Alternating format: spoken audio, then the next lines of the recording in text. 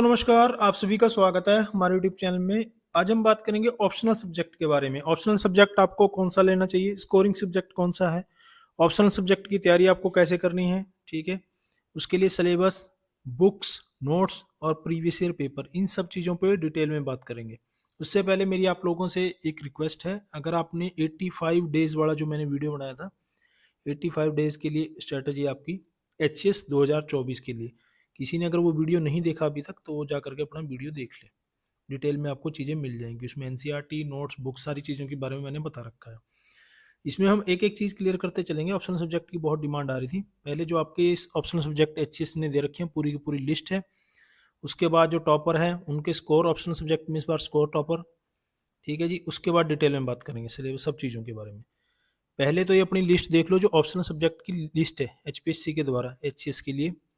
इसमें आपके जो सब्जेक्ट हैं 29 सब्जेक्ट हैं, ठीक है। 29 सब्जेक्ट दे रखे हैं।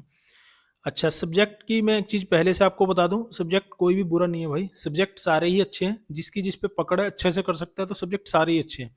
लेकिन हम यहाँ बात करेंगे एवरेज की, एक औसत में जो चीज़ें रहती हैं, कौन सा कम रहता है, किस में स्कोर थोड़ा सा ज़्यादा आता है, ठीक है। लेखन शैली में थोड़ा सा ठीक ठाक कौन रहता है। दूसरी चीज़ है, यहाँ पर हम कॉमन सब्जेक्ट की बात करेंगे। उन सब्जेक्ट की बात नहीं करेंगे जिनमें कोई स्पेशल डिग्री ली हो किसी ने, और वो वही सब्जेक्ट लेगा क्योंकि उसके लिए कुछ बताने रहता नहीं। जैसे कि एनिमल हस्बेंड्री, वेटनरी साइंस, ठीक है, जिसने इसमें डिग्री ले रखी है वही करेगा इसमें। Civil engineering, commerce and accountancy, ठीक है जी। इलेक्ट्रिकल इंजीनियरिंग, तो ये तो वही बच्चे लेंगे जिन्होंने बीटेक वगैरह उसमें कर रखी है। मैनेजमेंट का हो गया, ठीक है। मैकेनिकल इंजीनियरिंग हो गई, मेडिकल साइंस हो गया। उसके बाद है आपका स्टैटिक्स का हो गया, ठीक है। जूलॉजी हो गया। तो ये हम कॉमन सब्जेक्ट की ही बात करेंगे इसमें। दूसरी चीज़ जो बच्चों के दिमाग में एक गलतफहमी है बहुत बड़ी, और क्वेश्चन भी पूछते रहते हैं इसको लेकर के, कि हम किसी भी मीडियम, हमारा कुछ और है सब्जेक्ट, किसी और लैंग्वेज में लिखना चाहते हैं, ठीक है, जीएस किसी और में है, तो ऐसा नहीं होगा। ये यहाँ पर ये ऑफिशियल पीडीएफ है, आप खुद भी देख सकते हैं एडवर्टाइजमेंट में साफ साफ लिखा हुआ है। आप जो भी हिंदी और इंग्लिश आपका मीडियम होगा, सिर्फ और सिर्फ वहां पर बदलेगा जहाँ लैंग्वेज का पेपर है या लिटरेचर का पेपर है। या लैंग्वेज किससे यहाँ मतलब है, मान लो आपका हिंदी मीडियम है, हिंदी मीडियम है आपका, ठीक है। और जो कंपलसरी हिंदी और इंग्लिश का पेपर है, तो इंग्लिश का जो लैंग्वेज का पेपर है वो तो आप इंग्लिश में ही दोगे, ठीक है। बाकी में आपका हिंदी मीडियम रहेगा। अगर आपका इंग्लिश मीडियम है, ठीक है, तो हिंदी वाला पेपर तो आप हिंदी में दोगे जो कंपलसरी पेपर है, इंग्लिश वाला पेपर आप इंग्लिश में दोगे, बाकी की जो वो इंग्लिश मीडियम में दोगे आप, ठीक है। लिटरेचर वाले पेपर से यहाँ ये मतलब है कि मान लो आपका हिंदी मीडियम है या इंग्लिश मीडियम जो भी है, अगर आपने पंजाबी लिटरेचर ले रखा है तो वो तो आप पंजाबी में लिखो, गुरुमुखी में ही लिखोगे, ठीक है। अगर आपने संस्कृत ले रखा है और इंग्लिश मीडियम है आपका, तो वो तो आप देवनागरी में ही लिखोगे संस्कृत का पेपर, इंग्लिश लिटरेचर या कोई और भी लिटरेचर है। तो यहाँ सिर्फ इन दोनों में लैंग्वेज मीडियम आपका चेंज होगा, बाकी आपका मीडियम चेंज नहीं होता। मीडियम जो भी आप सेलेक्ट करोगे, हिंदी में तो हिंदी में, इंग्लिश में तो इंग्लिश में। और ऐसा आपको करना भी नहीं चाहिए, क्योंकि आपको बाद में तैयारी करने में भी और हर चीज़ में फिर प्रॉब्लम आएगी, ठीक है जी। क्लियर होगी चीज़। अब बात कर लेते हैं जो इस बार के भाई टॉपर रहे हैं। मैं ये लिस्ट आपको इसलिए दिखा रहा हूँ कि पिछली बार जो था, जैसे कि एंथ्रोपोलॉजी पे बच्चों का ज़्यादा फोकस था, पिछली बार जो एंथ्रोपोलॉजी का टॉपर निकले थे, एंथ्रोपोलॉजी ज़्यादा सब्जेक्ट में स्कोरिंग आया था उसमें। इस बार के जो जैसे कि फर्स्ट रैंक है, ठीक है, और सेकंड रैंक है, फोर्थ रैंक है, ठीक है, इनका तो मैथ्स है, ठीक है। इन्होंने मैथ सब्जेक्ट से कर रखा है, तो मैथ इस बार स्कोरिंग, हालांकि मैथ सब्जेक्ट कोई लेता नहीं, मैथ सब्जेक्ट वही बच्चा लेगा जिसने या तो उसमें पोस्ट ग्रेजुएशन कर रखी है, ठीक है, एमएससी मैथ वगैरह किया हुआ है, एमए मैथ कर रखा है, या और कोई टेक्निकल डिग्री उसमें ले रखी है, ठीक है। मुद्रा रोहेजा का सोशोलॉजी है। तो इस हिसाब से आपको रणनीति नहीं बदलनी कि इस बार मैथ की तरफ बढ़ चले बच्चे। अब मैं आपको स्कोर इसलिए दिखा रहा हूँ, इस पे अगर आपको रिजल्ट पे पूरी डिस्कशन देखनी है तो आपको हमारे यूट्यूब चैनल पे वीडियो मिल जाएगा रिजल्ट पे 2023 पे, ठीक है। एनालिसिस कर रखा है जिसमें पूरा का पूरा, उसमें मैंने हर चीज़ का बता रखा है। जीएस का स्कोर सबसे ज़्यादा किसका है, सबसे कम किसका है, ठीक है। हिंदी के पेपर का, इंग्लिश के पेपर का, ऑप्शनल का। यहाँ पर मेरा दिखाने का मकसद सिर्फ इतना है कि सबसे ज़्यादा जो स्कोरिंग जो चीज़ है आपकी सिलेक्शन में, वो आपका ऑप्शनल सब्जेक्ट है। सेकंड नंबर पे फिर आपका जीएस है। जीएस इसलिए इंपॉर्टेंट हो जाता है कि जीएस आपका पीटी में भी है, ठीक है। स्कोरिंग उसी के हिसाब से आपकी मेरिट बनती है। हिंदी इंग्लिश के जो पेपर हैं इनमें इतना स्कोर नहीं खींचा जा सकता, क्योंकि 100 नंबर के वैसे हैं, ठीक है। 200 नंबर के अब सब्जेक्ट में जो सबसे ज़्यादा नंबर है, ये अभिषेक गर्ग के हैं, फोर्थ रैंक जो भी हम बात कर रहे थे, 169। मैथ इनका ऑप्शनल है, ठीक है? ये मतलब ऑप्शनल सब्जेक्ट में आप इतना स्कोर भी कर सकते हो। Sunil Kumar first rank 159। ठीक है? तो आपको जो स्कोर करना है, ये मैं टॉपर के आपको बता रहा हूँ। ज़्यादातर मैंने देखा, हालाँकि 88 वाले का भी सिलेक्शन हुआ है, ऐसा नहीं है ऑप्शनल में। तो आपका जो टारगेट रहना चाहिए 100 प्लस का ही टारगेट रहना चाहिए हर हाल में। 100 या 110, ठीक है? सिलेक्शन के लिए। अब बात करते हैं हम आगे ऑप्शनल सब्जेक्ट की। ऑप्शनल सब्जेक्ट आपको चूज़ कैसे करना है, ठीक है? कौन सा ऑप्शनल सब्जेक्ट आपको लेना है? पहली बात तो आपके पास सिलेबस आपको पता होना चाहिए ऑप्शनल सब्जेक्ट का। एचपीएससी की वेबसाइट पे आपको एचसीएस का पूरा सिलेबस मिल जाएगा, ठीक है?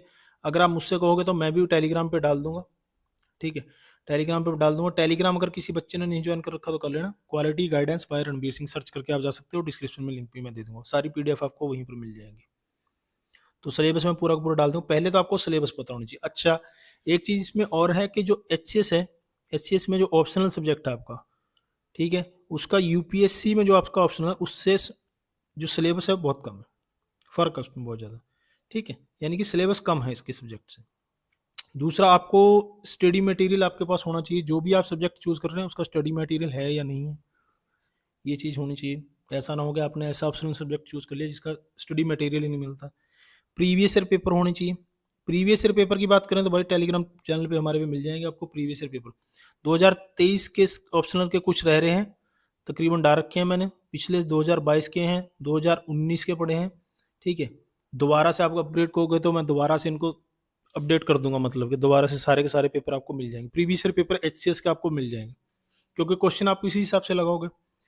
राइटिंग स्किल, ठीक है? लेखन शैली अगर आपकी मजबूत है तो आपके लिए कोई भी सब्जेक्ट बुरा नहीं है। आपकी किसी अगर सब्जेक्ट पे मजबूत पकड़ है, ठीक है, उसमें आप अच्छे से आंसर राइटिंग कर सकते हो, तो आपके लिए सब्जेक्ट कोई भी बुरा नहीं है, ठीक है जी? सिलेबस का एक चीज़ और है, सिलेबस उपलब्धि भी है, और सिलेबस आपको इसके अकॉर्डिंग तैयार करना है कि उसका सिलेबस कम है। अगर सिलेबस उसका थोड़ा सा लेंथी है, ठीक है, ज़्यादा वाइड में सिलेबस, तो वो जीएस में कहीं ना कहीं काम होना चाहिए। जैसे कि हिस्ट्री ऑप्शनल है, ठीक है? हिस्ट्री मेरा खुद का है, पहले पॉलिटिकल साइंस था, पॉलिटिकल साइंस है, ठीक है? तो कहीं ना कहीं पॉलिटिक्स में काम आती है, हिस्ट्री में हिस्ट्री थोड़ी काम आ जाती है जीएस में, ऐसा होना चाहिए। या अगर ऐसे सब्जेक्ट हैं तो फिर अगर जीएस में कहीं काम नहीं आ रहा तो उसका सिलेबस कम रहना चाहिए। अब बात करें आगे साइंस बैकग्राउंड की और ह्यूमैनिटी बैकग्राउंड की। साइंस बैकग्राउंड वाले बच्चे देखिए अपने खुद के फील्ड में भी, खुद के जो सब्जेक्ट हैं साइंस बैकग्राउंड के, उसमें ही कंफर्टेबल है। ह्यूमैनिटी में तो वो कर ही लेते हैं अच्छा, हमें उनको कोई इस तरह की कोई प्रॉब्लम है नहीं। ज़्यादातर इंग्लिश मीडियम वाले बच्चे हैं तो ज़्यादा दिक्कत। ह्यूमैनिटी बैकग्राउंड वालों के साथ वही प्रॉब्लम है, सब्जेक्ट ही चूज़ करने में दिक्कत है, सब्जेक्ट ही डिसाइड नहीं हो पा रहा पहले तो, ठीक है? बाद में अपने ही सब्जेक्ट में थोड़ा ठीक ठाक कर लेते हैं, तो साइंस का तो मतलब ही नहीं है। अच्छा, लैंग्वेज का वाक़ई में फ़र्क पड़ता है हिंदी और इंग्लिश का। अभी मैं आपको आगे बताऊँगा सब्जेक्ट जो है उसी हिसाब से। इंग्लिश वाले बच्चे बहुत से मामलों में कंफर्टेबल हैं, ठीक है? चाहे वो सिलेबस की बात हो, ठीक है? चाहे वो आंसर राइटिंग की बात हो, चाहे वो स्कोरिंग सब्जेक्ट की बात हो, उसमें इंग्लिश में और हिंदी में फ़र्क रहता है। ये सच्चाई है, इसमें कोई दो राय नहीं है। फिर आपको सब्जेक्ट कैसे चूज़ करना है? सब्जेक्ट आपको देखिए, अगर तो आपने अंडर ग्रेजुएट में पढ़ा है ये चीज़, ठीक है? बीए, बीएससी जो भी आपने कर रखा है, ठीक है? बीटेक ये जो भी है, अगर आपने वो पढ़ रखा है, उसमें थोड़ी बहुत आपकी उसकी जानकारी है, ठीक है?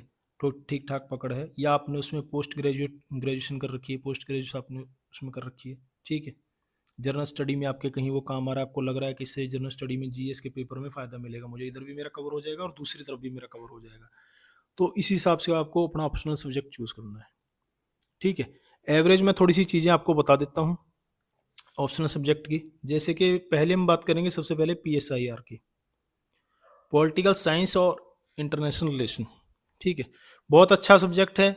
इसमें जो आपका पॉलिटी वाला पोर्शन है, ठीक है? पॉलिटी वाला पोर्शन है वो सारा का सारा आपका जीएस में काम आ जाता है, लेकिन लेंथी सिलेबस है इसका, क्योंकि थिंकर वगैरह, थ्योरी वगैरह बहुत है। मेरे पास ये रहा है, पीजी भी मैंने पोस्ट ग्रेजुएशन भी मैंने इसमें किया हुआ है। लेकिन इसमें फ़र्क ये मैंने छोड़ने का कारण ये था कि यूपीएससी की बात बता रहा हूँ मैं आपको, एचसीएस में मैंने हिस्ट्री बदल लिया था कि हिंदी मीडियम में कम नंबर आते हैं इसमें, ये बात सच है। और एवरेज बता रहा हूँ, ऐसा नहीं है कि हिंदी वाले भी कर लेते हैं, इंग्लिश मीडियम में इसमें नंबर ज़्यादा आते हैं। इसका कारण जो सबसे बड़ा है वो यही है कि इसमें जो आईआर वाला पोर्शन है, इंटरनेशनल रिलेशन वाला, उसमें इंग्लिश मीडियम वाले को वाकई में ही नंबर ज़्यादा मिलते हैं, ये सच है इसमें, ठीक है? क्योंकि इंग्लिश का न्यूज़पेपर पढ़ना, इंग्लिश की जो रिपोर्ट है, ज़्यादातर उन चीज़ों में फ़र्क रहता है थोड़ा-सा, जो उसमें, हालाँकि यहाँ पर एक ही पेपर होता है, लेकिन हमारे यहाँ एक ही पेपर में ये दोनों चीज़ें हैं। तो पॉलिटी में कोई प्रॉब्लम नहीं है, तो ये देख लेना। अगर आपकी हिंदी मीडियम है, अगर आपकी बदलना नहीं चाहते, अच्छी पकड़ है, तो कोई दिक्कत नहीं है। लेकिन अगर आप अभी सब्जेक्ट आपने चूज़ नहीं किया, तो इस हिसाब से मैं आपको बता रहा हूँ। दूसरी चीज़ है पब्लिक एडमिनिस्ट्रेशन, इसमें भी सेम चीज़ है। इसमें ये सेम प्रॉब्लम, इसमें बल्कि ये इससे भी ज़्यादा है ये चीज़, पब्लिक एड में, ठीक है? प्राइवेट जो बच्चे लेते हैं, ज़्यादातर इंग्लिश मीडियम वाले बच्चे हैं। हिंदी मीडियम वाले को इसमें स्कोर में नहीं मिलता इसमें नंबर। एंथ्रोपोलॉजी है, इसमें हिंदी इंग्लिश की कोई बात नहीं है। एंथ्रोपोलॉजी जो है, इसमें सिलेबस बहुत कम है, ठीक है? सिलेबस बहुत कम है, जल्दी तैयार हो जाता है। नोट से अगर आप कोई बुक नहीं पढ़नी आपको। अच्छा, एक चीज़ मैं और आपको बता दूँ यहाँ पर क्लियर, पीछे मैं रह गया हूँ इसमें। जैसे कि जो भी आपके ऑप्शनल सब्जेक्ट हैं, ऑप्शनल सब्जेक्ट है, पहले क्या होता था, पहले के टाइम में ये ऑप्शनल सब्जेक्ट आपका पीटी में आता था, जैसे सीसेट लागू होने से पहले, ठीक है? फिर मेंस में आप ले लेते, और पीटी में भी एक आपको ऑप्शनल चूज़ करना होता था। तो बच्चों को ऑब्जेक्टिव इसमें पढ़ना पड़ता था, बुक्स वगैरह जब जो पढ़ते हैं। अब अगर हम सिर्फ़ और सिर्फ़ एचसीएस की बात करें, एचसीएस में क्या है, एक तो सिलेबस कम है यूपीएससी से, दूसरा पीटी में कोई इसका मतलब है नहीं, ठीक है? आपने ऐसा सब्जेक्ट लिखा है, तो आपका सीधा-सीधा सिर्फ़ और सिर्फ़ नोट्स से भी काम चल जाता है। आपको उसके लिए कोई बुक्स पढ़ने की ज़रूरत नहीं है। किसी अच्छे से टीचर के नोट्स आपको मिल जाते हैं, सिर्फ़ नोट्स से भी आप अच्छा स्कोर कर सकते हो इसमें। कोई आपको स्पेशल बुक पढ़ने की ज़रूरत नहीं है। ये चीज़ मैं क्लियर कर दूँ। एंथ्रोपोलॉजी की हम बात कर रहे थे, एंथ्रोपोलॉजी सिलेबस बहुत कम है, जल्दी तैयार हो जाता है भाई। स्कोरिंग सब्जेक्ट है, इसमें कोई दो राय नहीं है। ज्योग्राफी है, ज्योग्राफी भी थोड़ा-सा लेंथी है, लेकिन स्कोरिंग सब्जेक्ट है, ठीक है? लेंथी ज़रूर है, लेकिन स्कोरिंग सब्जेक्ट है, लेंथी बहुत है ये। हालाँकि जीएस में इसमें फ़ायदा मिलता है थोड़ा, ज्योग्राफी में, एनसीईआरटी वगैरह। सोशियोलॉजी भी एंथ्रोपोलॉजी की तरह है, ठीक है? 6 रैंक का मैंने आपको बताया ही था सोशियोलॉजी के लिए। आप अकेला सिर्फ़ और सिर्फ़ नोट से भी आपका काम चल जाता है, ठीक है? अगर आपको एक-एक सब्जेक्ट के नोट्स या सब डिटेल में चाहिए, वो मैं आपको अलग से बता दूँगा भाई। यहाँ ओवरऑल हम बात कर रहे हैं। हिस्ट्री मेरा खुद का रहा है सब्जेक्ट, ठीक है? खुद का मेरा सब्जेक्ट है हिस्ट्री। ये जीएस में तो इसमें फ़ायदा मिलता ही है, ठीक है?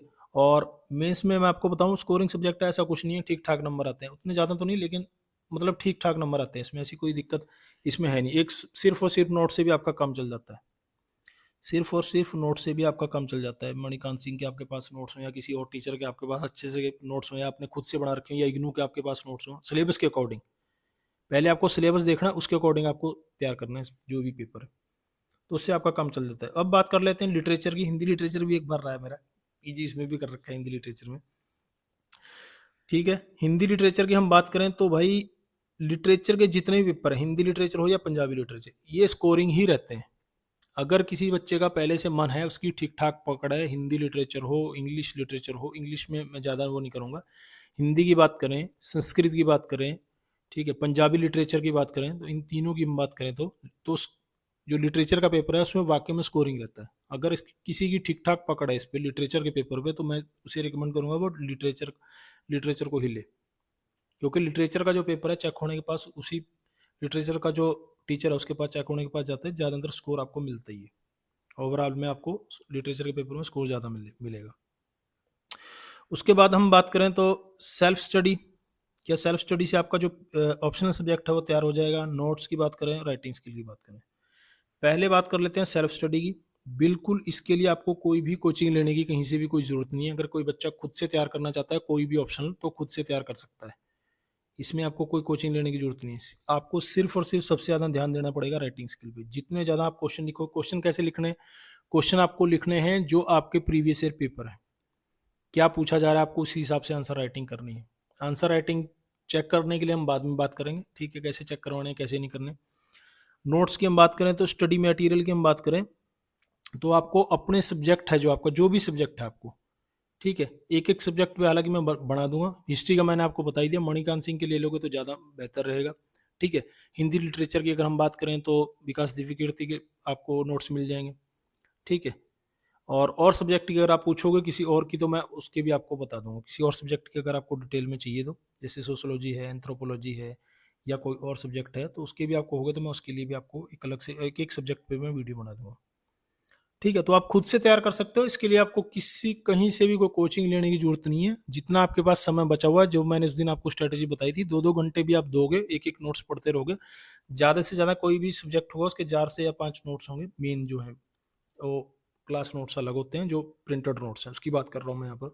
तो आप पढ़ सकते हो इनको इतने दिनों में, कोई ज़्यादा दिक्कत इसमें है नहीं, किसी तरह की। तो देख लेना आपको क्या सब्जेक्ट चूज़ करना है। उम्मीद है, मुझे लग रहा है इससे आपको फ़ायदा मिलेगा सब्जेक्ट चूज़ करने में, जो भी आपका सब्जेक्ट होगा, आप मन बना रहे हो किसी तरह से। हालाँकि 2 तो 4 सब्जेक्टों का मैंने आपको बता ही दिया, किसमें सिलेबस कम है, किसमें सिलेबस ज़्यादा है, ठीक है? बाकी आप खुद भी सिलेबस चेक कर सकते हैं एचपीसी की साइट पे। आप मुझसे कहोगे टेलीग्राम पे, मैं भी आपको पीडीएफ पूरी की पूरी डाल दूँगा, ठीक है? सब्जेक्ट में ही आपको मजबूती से आपको स्कोर करना है, क्योंकि आपने देख ही लिया सब्जेक्ट के आधार पे सिलेक्शन हो रहा है, और 45 की कंडीशन की मैं आपको बार-बार चीज़ बता चुका हूँ। 45 वाली जो कंडीशन है, सब्जेक्ट आपका मजबूत होगा, उसमें स्कोर आपका ज़्यादा होगा, तभी आपका सिलेक्शन होगा, मीन्स की बात है, ठीक है? और कोई फिर भी आपका कोई डाउट हो किसी तरह का, ठीक है?